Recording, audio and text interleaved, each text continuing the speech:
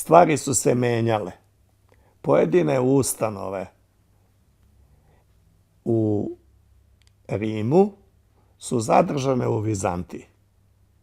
Prešle su one posle i na srednjovekovnu Srbiju, ali su promenile svoje značenje.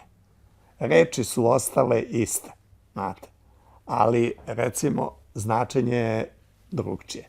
Naprimer, konzul. Vi znate vrlo dobro šta je bio konzul u doba Rimske republike, je li tako? U doba principata on više nije to, ali postoji ta titula, je li tako? Carevi uzimaju i konzulsko dostojanstvo.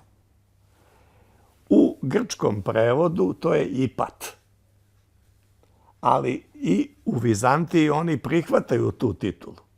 Ali ta titula više nema ni približno onaj značaj koji je imala u Rimu, je li tako? Dodeljuje se čisto kao počast, I recimo. dodeljuje se kao počasna titula. Evo, imamo mi jedan primjer iz naše istorije da se nekom tamo knezu u Humu, nekom Mihajlu Viševiću, znate to, je li tako, dodeljuje titula ipata. I sad, kad bi vi to preveli doslovno, pazi ti sad, onaj tamo u Humu, poludivlji knez, je sad konzul.